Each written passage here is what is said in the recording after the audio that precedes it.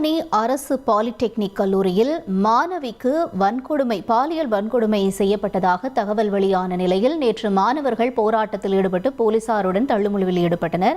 இந்த நிலையில் இந்த சம்பவம் தொடர்பாக போக்சோவில் வழக்கு பதிந்து தரமணி அனைத்து மகளிர் போலீசார் விசாரணை நடத்துவதாக முக்கிய செய்தி வெளியாக இருக்கிறது. கூடுதல் விவரங்களை செய்தியாளர் சாலமன் வழங்கிட கேட்கலாம். சாலமன், வணக்கம். இந்த விவகாரம் தொடர்பான முழு பின்னணி.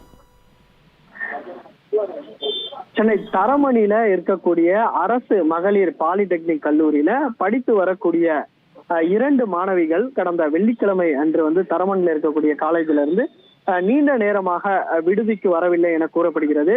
உடனடியாக விடுதியில் இருக்கக்கூடிய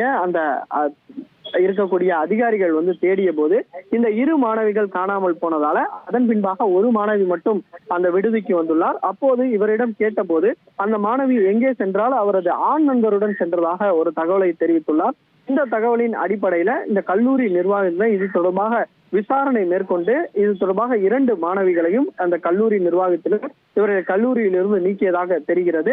இந்த நிலையில இந்த சம்பவம் தொடர்பாக அவர்கள் ஒரு கருத்தையும் முன்வைத்துள்ளார். அந்த மாணவி பாலியல் வன்கொடுமைக்கு ஆளானதாக ஒரு தகவலை தெரிவித்ததாக கூறப்படுகிறது. இந்த தகவலின் பேர்ல அந்த குறிப்பிட்ட ஒரு மாணவியிடம் விசாரணை மேற்கொண்ட போது இன்ஸ்டாகிராம் மூலமாக பழக்கமான ஒரு ஆண் நண்பருடன் தான் சென்றதாகவும் அப்போது பாலியல் வன்கொடுமைக்கு ஆளானதாக அவர் தெரிவித்ததாக ஒரு தகவலானது தெரிவித்துள்ளார்.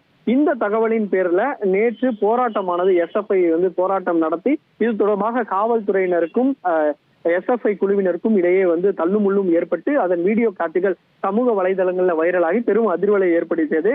இந்த நிலையில இந்த சம்பவம் தொடர்பாக தரமணி அனைத்து மகளிர் போலீசார் தற்போது போக்சோ சட்டத்தின் கீழே வழக்கு பதிவு செய்து தனது முதற்கட்ட விசாரணையை துவங்கியுள்ளனர். இன்ஸ்டாகிராம் மூலமாக அந்த அறிமுகமான ஆண் நண்பர் ஆட்டோ ஓட்டுநர் என்பதால தெரிய வந்திருப்பதால அவரை பிடித்து தற்போது தரமணி மகளிர் போலீசார் தீவிரமாக விசாரணை மேற்கொண்டு வருகின்றனர்.